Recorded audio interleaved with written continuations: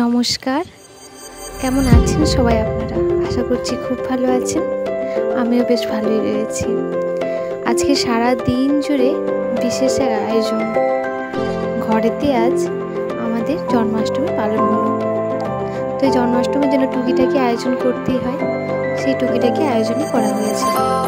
একটু পায়েস, একটু তালের পিঠে, একটু তালের লুচি, তালের ফুলুরি, এগুলো না করলে বেশ মনটা ভরে না। এগুলো করে ভগবানকে নিবেদন করতে করতেই শেষ সন্ধে। সেই ভিডিও আজ আপনাদের সাথে শেয়ার করব। টুকিটাকি করে আজকে এই যে তালের বড়া বানাচ্ছি। এগুলো সব একটা একটা করে তালের বড়া বানিয়ে নেব। তালের বড়া বানানোটা খুব ইজি আর খুব কম তেলের মধ্যে হয়ে যায়, যেটা আমাদের জন্য হেলদিও। তালের সমস্ত পুষ্টিগুণটা পাওয়া যায়। তালের পাল্প নিয়েছি একটু চালের গুঁড়ি, আতপ চালের গুঁড়ি, আর তাতে একটু চিনি মিশিয়েছি। আর কিছুই না, ব্যাস এইভাবেই অল্প তেলের মধ্যে সেঁকে নেবো। এপিট ওপিট করে সুন্দর করে দেখুন সেঁকে নিয়েছি। এভাবে তালের বড়াটা বানিয়েছি। আপনারাও চাইলে এটা বাড়িতে ট্রাই করুন। বহু পুরনো একটা রেসিপি, খেতেও যেমন সুস্বাদু হয়, সেরকম অনেক পুষ্টিগুণ রয়েছে।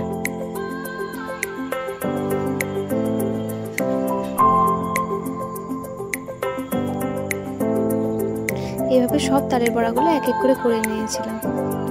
আপনাদের সঙ্গে তো কয়েকটাই শেয়ার করতে পেরেছি, সবগুলো শেয়ার করতে পারিনি। সবগুলো এইভাবে বানিয়ে নিয়েছি। একদম ক্রিস্পি হয়েছে আর খুবই টেস্টি হয়েছিল। এরপর এখানে বোন লুচিগুলো বেলছিল। মা, বোন, আমি সবাই মিলেই আজকে একসাথে কাজটা করা হয়েছে। দেখুন খুব সুন্দর লুচি বেলতে পারি, খুব সুন্দর লুচিগুলো বেলছিল। আর আমি ওদিকে ভাজবো লুচিগুলো এত সুন্দর ফুলকো হয়ে ফুলেছিল যে নিজে নিজে লুচিগুলো উঠে যাচ্ছে। একটা দুটো মিস গেছে, প্রত্যেকটা লুচি একদম অসাধারণ হয়ে ফুলেছে। ফুলে গিয়ে নিজে নিজেই উঠে যাচ্ছে লুচিটা। এত সুন্দর ফুলেছিল লুচিগুলো।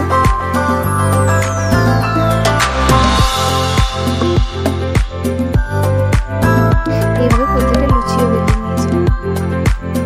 ভাজা লুচিগুলো দেখতে যেমন সুন্দর, তার থেকে সুগন্ধ বেরোচ্ছিল অসাধারণ, অসম্ভব সুন্দর সুগন্ধ বেরোচ্ছিল। এই টুকিটাকি কাজ করতে করতে আজকে সারাদিনটা হয়ে গেছে।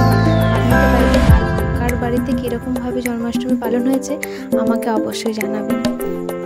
আপনাদের এই ছোট্ট ছোট্ট কমেন্টগুলো পড়তে খুব ভালো লাগে। আর কি কি ভোগ দিলেন ঠাকুরকে সেটাও অবশ্যই জানাবেন আমাকে। এবার ঠাকুরকে নিবেদন করার পালা। একটা মালা দিয়েছি, আর এই যে এখানে প্রসাদগুলো ঠাকুরের কাছে।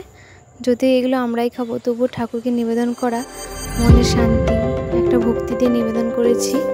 এইটুকুই আপনাদের সাথে শেয়ার করলাম।